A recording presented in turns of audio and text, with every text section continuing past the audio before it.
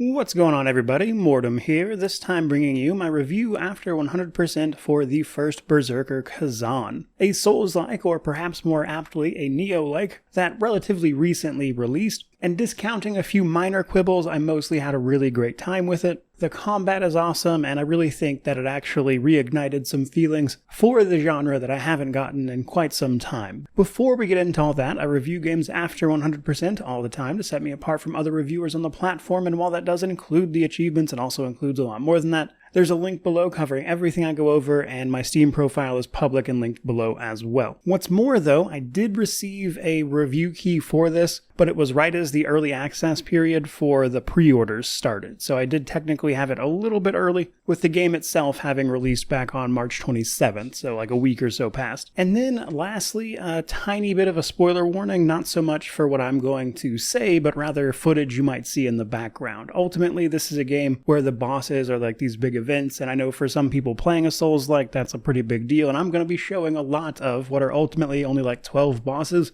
or at least sort of main bosses, if you will. So you may just want to listen to this one instead, but story-wise, I'm not really going to cover too much, outside of some mentions of the different potential endings. But otherwise, it is a pretty straightforward, albeit somewhat difficult 100% in terms of the fights and things you have to master, all on your own without using the helper features and the like. In fact, by far and away the most difficult part of this entire sort of review process was the last boss, which literally took me about 6 hours to do solo on the regular mode without summoning in any help, so I could get all of the achievements in a single go. And then afterwards I went back and checked out some of the easier stuff as well. But despite spending 6 hours on that boss and a lot of the other bosses actually taking me some time as well, not a single one of them felt unfair, but rather it felt like each one of them had something it had to teach me, and I just wasn't going to move on until I figured it out. Very rarely did this game ever make me feel like something it was doing wasn't fair or, cheap in some way. And while that did come up with the occasional technical problem which we're about to discuss, by far and away this game felt just like a really challenging love letter to the genre as a whole, which is why I really enjoyed it. Now, while the, sort of hardest way to play the game is in fact quite difficult, through various summons you can pull into battle on top of being able to reduce the difficulty down to easy, which is permanent for a playthrough, by the way, you do have some options if that's not your thing. But speaking about the technical state of this one, while I would say this title was mostly fine on that regard, there were some things that were definitely of note. The game did crash on me a couple times across about 60 hours. Nothing too crazy, but slightly annoying to be sure. With this game saving pretty much all the time, as most Souls-likes do, you don't really lose any progress when that happens. But a much more substantial thing that I occasionally ran into, which luckily seemed pretty rare, was that sometimes when bosses were doing their big sort of wind-up attacks, like the sort of animation would just disappear. So if they were shooting a beam at you, which in often cases has like a light trigger at the end where you need to dodge or parry at that point, sometimes you just wouldn't see any of that, and you could still get hit by the attack, though, which is obviously not a good time. Again, seemed relatively rare, but it happened enough times to be like, okay, this is clearly an issue. Now, what I did think was interesting is that even when that did happen in a fight, it did not, consistently happen. It would usually just be, 1 or 2 attacks, and then even if they use that same attack later, it wouldn't do that,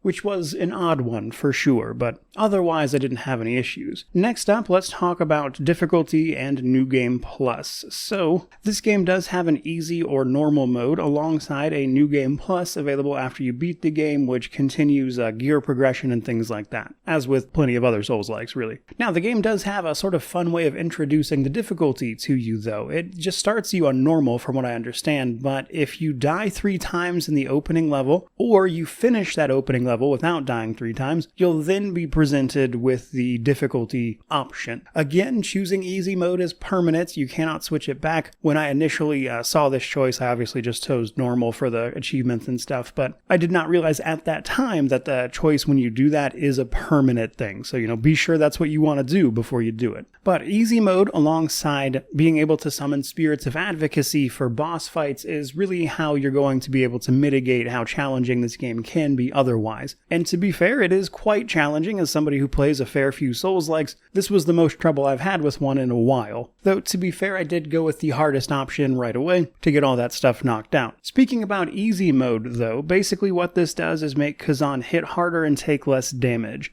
which seems pretty obvious, but the way it does that is through a few different means, obviously by just straight up increasing your damage numbers and the like, but you'll take even less damage by the game beefing up your resistances and things like that. Your stamina also recovers faster. Your weight limit is increased. So basically through all of those different means, you're just able to do more easily, which is going to make the game easier by default, of course. Some of these bosses are challenging enough that I still think some people, especially if you're not familiar with the genre, might struggle a little bit, but there are some ways to make that more accessible. The other one being the Spirits of Advocacy. Basically, these are guys you can summon to help you with your various boss fights. They just act as another character to distract the boss, of course, a common enough thing in these games these days. They do actually have a little separate side progression. In order to summon these spirits, you have to first defeat Remnants of Adversity, which are just boss fights with other characters that you can summon in that kind of have similar movesets to yours, and when you defeat them, you get a currency. That currency is used to summon those Spirits of Advocacy, but also you can spend more of it to upgrade them at an NPC.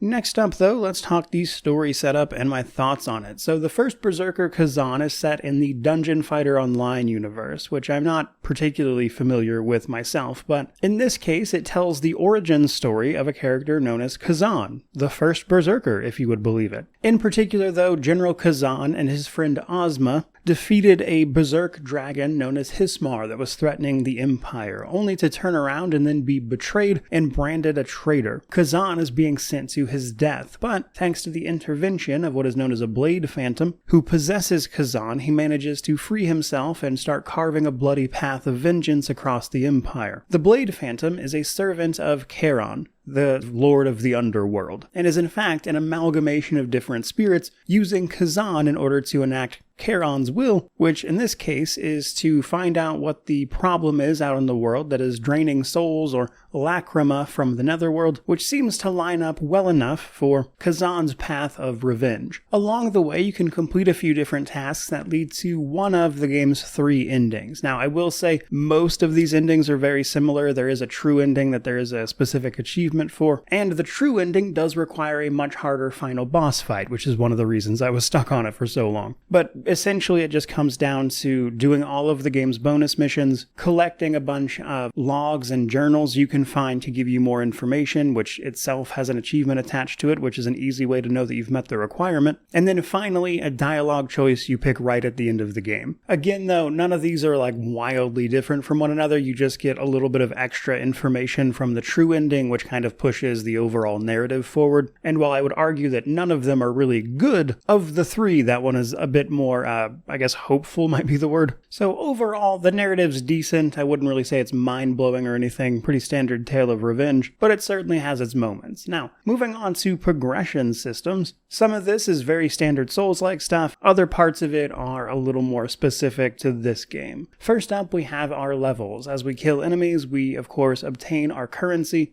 / experience from them, in this case lacrima, which are basically just souls. We then spend this lacrima to level up one of our various stats. These stats are connected to a bunch of derivative stats, and our weapons scale off a few different ones. Diminishing returns occurs for everything but weapon damage, as per the usual. Now, while we fight enemies and perform in combat with certain weapon types and everything, basically do things the correct way, you earn experience towards your skill points. You spend your skill points on either sort of general things that your character can learn, or on more specific abilities for each individual weapon type, dual wielding, great swords, or spears. All of these can be effective. Personally, I prefer dual wield by far, but if you're looking for optimal, it does kind of feel like spear might be the way to go there. We then, of course, have our gear. So, gear is one of the areas of this game that it's very similar to Nioh. You get all sorts of gear pieces with various rarity tiers. As you increase in level, the higher tiers become more common, and each of these bits of gear has various affixes and modifiers it can do to your various stats. What's more, some of this stuff is attached to a set bonus. A little later into the game, you can increase the level of the items you find, which is a handy way of increasing, say, a set that you have put together that you want to keep using, and this is going to, of course, keep the stats updated for you as well. And then once you unlock the blacksmith, you can actually deliver items to him, which will allow you to craft specific sets of gear.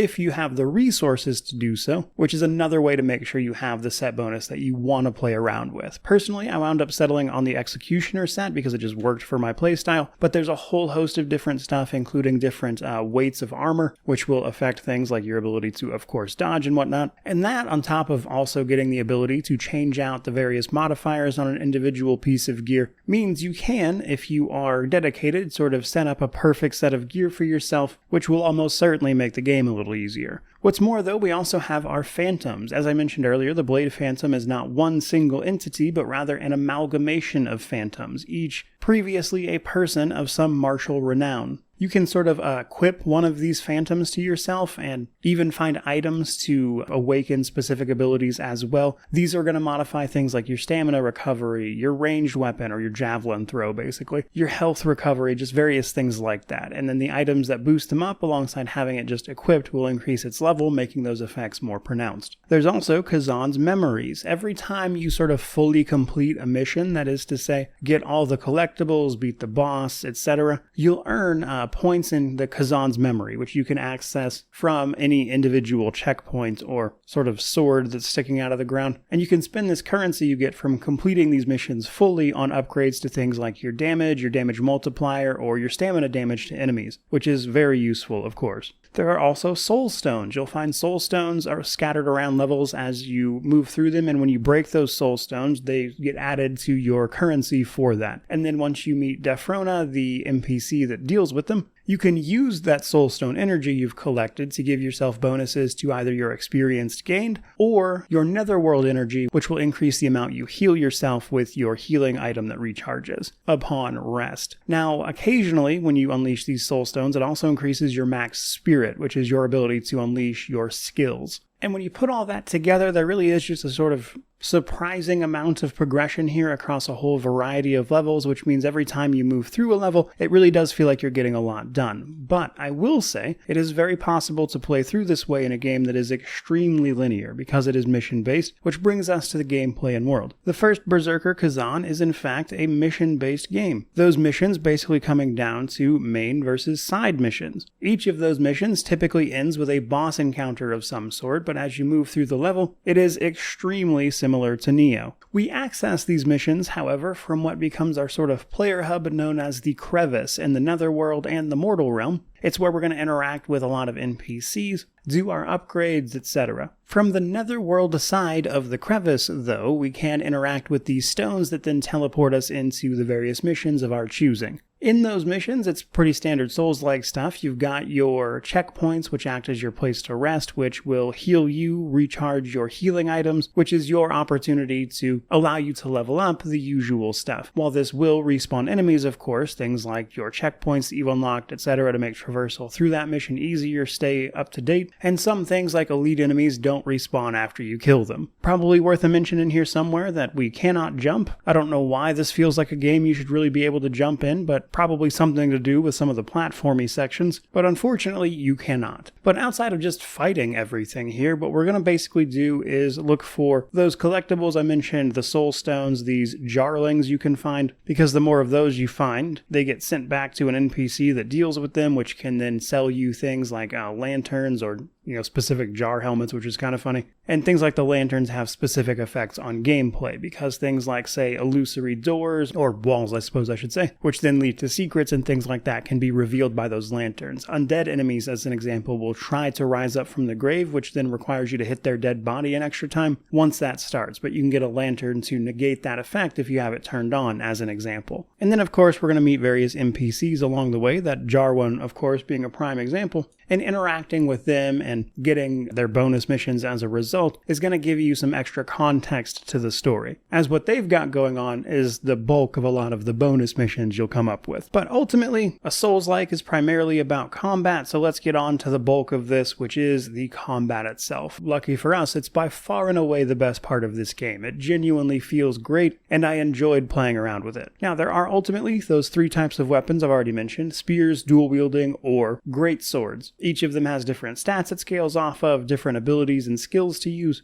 and I think they do a good job of each having a pretty distinct playstyle while still ultimately having the same core. In order to evade enemies, you can dodge, parry, or block. Blocking at the exact right moment performs a brink guard, which is in effect a parry, and then dodging at the last second as well is your brink dodge, which is your perfect dodge. And each of those typically has extra effects, like for instance, perfect parries won't actually damage your stamina instead of, taking stamina away from you with a normal block. We've got the other standard stuff, like our healing items that we can find extra charges for, which of course allows us to heal. That's actually pretty limited in the beginning portions of the game. It takes a while to get a decent amount of charges to your healing. As you run enemies out of stamina or their sort of netherworld energy for more monster type enemies, we can perform brutal attacks. With some upgrades, you can perform these brutal attacks simply by dropping down to enemies or in other situations. And those brutal attacks obviously deal major damage and in some cases are pretty clutch in destroying certain enemy types. You also, about halfway or so through the game, get access to the Phantom form. This takes a while to actually get, but I would say is another thing they kind of take from Neo, actually. So the Phantom form is your ability to, of course, take on the form of the Phantom that is following you around. This effectively gives you a second health bar for a limited time, and it's a great way to tank some tougher attacks from enemies you might be having trouble with. You can lean fully into this Phantom form, allowing you to use it more often, and it can even save you from death for a lot of skill points, alongside upgrading its duration and damage. And it is most effective, like with most things in this game, if you start to understand the individual enemy types you come up against. For instance, the undead try to rise up from their initial death, as I've already mentioned, and for the later types of undead in the game, which are actually quite strong, that's a problem. So that lantern you get as an example that can prevent that is super helpful. In fact, there is one specific type of undead enemy that will be invisible when you first come up against them, but you can see their footsteps. And there is a separate lantern that will actually sort of stun those guys when you first run into them, which will prevent them from hitting you with a sneak attack. Now, more human-type enemies typically have a stamina bar of some description. If you run that stamina bar down, which does regenerate the way yours does, you can hit them with a brutal attack once you've exhausted them. Monster-type enemies typically have a sort of like energy gauge, where they don't have a stamina restriction the way that other enemies do, but rather they simply have that gauge that once you hit them enough, it slowly goes down, but it doesn't regenerate as part of that process, and so it's a little easier with consistency to get it through. But then we also have elite enemies, which work a little differently.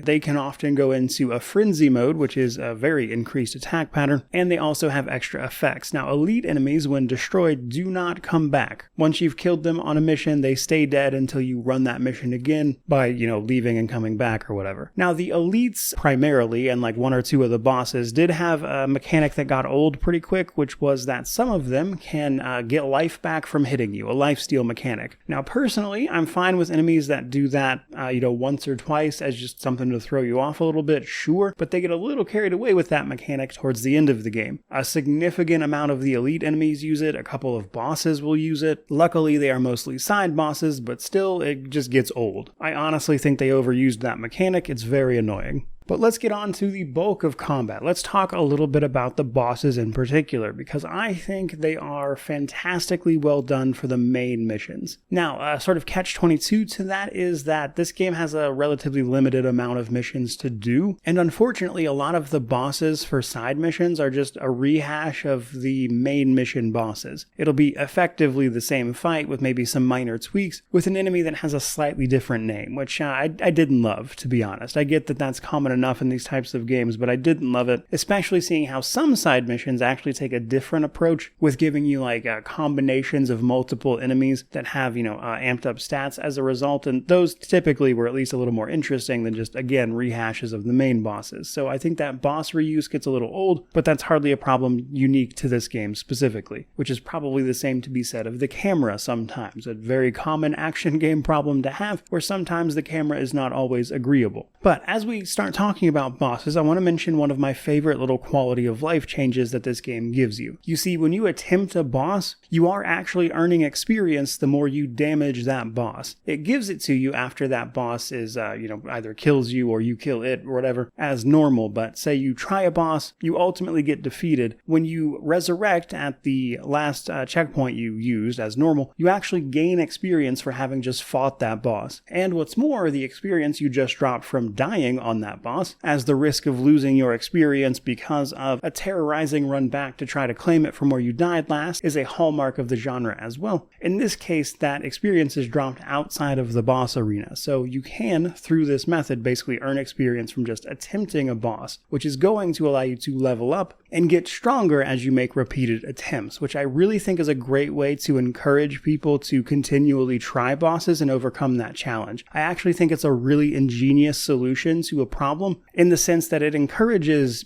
people to do exactly what this genre is supposed to be about. Coming up against a monster that's like, oh, this is crazy hard, I don't know how I'm going to do this, and then through repeated attempts and memorization, learning what that boss is about and overcoming the challenge. That little system is such just a wonderful way of reinforcing that central theme that this genre is about. But another thing that I loved about all of the main bosses is that there is not a single one I would point to and be like, that boss was, unfair in some way. I think all of these bosses are exceptionally well designed, and every one of them kind of taught me something about the game and made me better at it as a result of that, even if I was stuck on it for a while. The most notable first roadblock you're likely going to run into is Viper. He's the first, serious boss the game has. There's 3 bosses leading up to that guy that are not nearly as difficult. But the thing about Viper is that while he does have a 2 health bar, 4 phase, shockingly difficult fight for so early on in the game, he's also got a moveset that is extremely well telegraphed and easy enough to learn after a few attempts. And with the Spirits of Advocacy and the easy mode there if you need it, this boss ultimately serves as a bit of a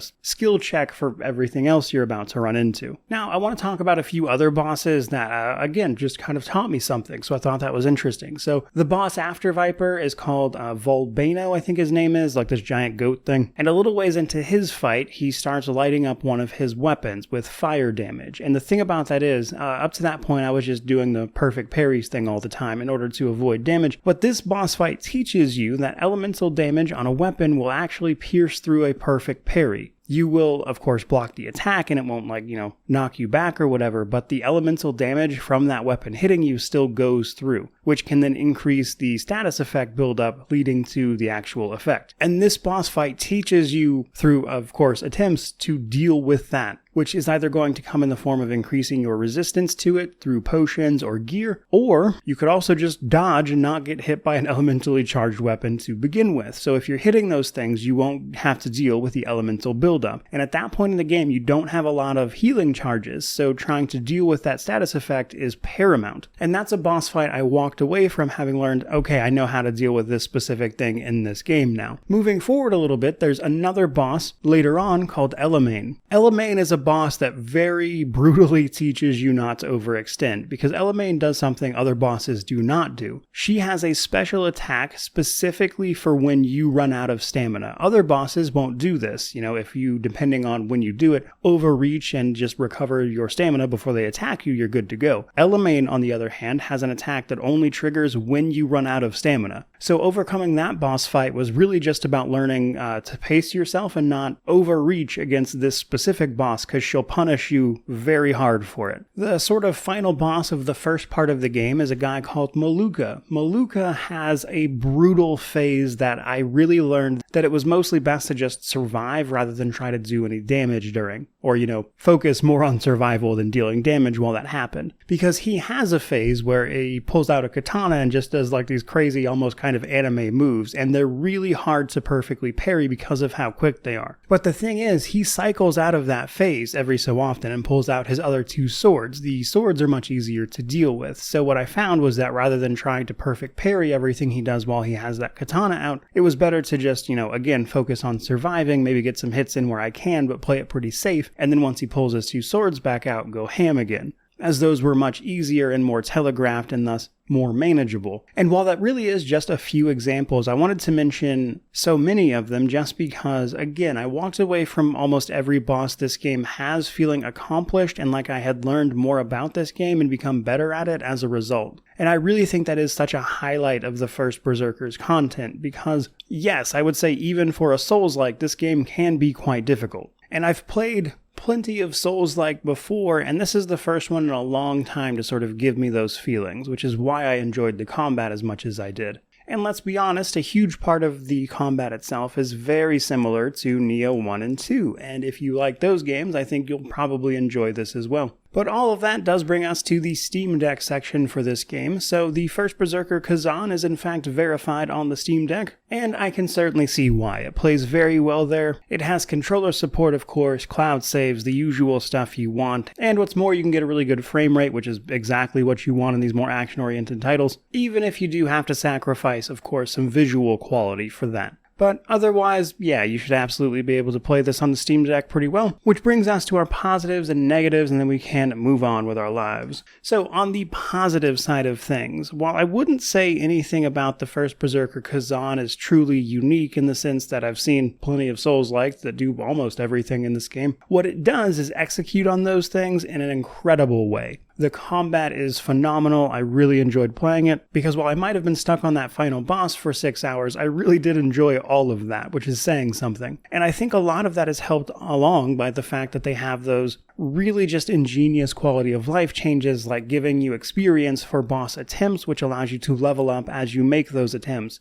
Nonetheless, though, the game does have some pain points to be sure. The boss reuse is something I didn't love to see. I think I fought a version of the Yeti boss at the beginning like 4 different times. I think enemies having a lifesteal mechanic in the endgame just gets used way too often. I think, like plenty of other action games, the camera leaves a lot to be desired. And as I mentioned, that issue with bosses occasionally just, having attacks kind of disappear without being able to see what was happening and still being able to get hit by them is probably the game's most substantial issue by far. All of which brings me to my conclusion. So the First Berserker Khazan is an interesting game in the sense that what it does extremely well. But I also don't think this game is going to change your mind if you don't already enjoy Souls-likes. If you like that genre, especially Nioh 1 and Nioh 2, I think you'll probably love this. For everyone else, I doubt this will change your mind. With that said, the game is $60 US over on Steam. And if you enjoy Souls-likes at all, I highly recommend this. I had a fantastic time with it. Easily gets a buy out of me, which is where we're going to wrap up this particular video. So hopefully you enjoyed all that. If you did, don't forget to like, comment, subscribe, all that YouTube jazz. Let me know what you think about this one in the comment section below. But regardless of any of that, truly, just thank you so much for watching. I really do appreciate it. May you wander in wisdom and have an amazing day.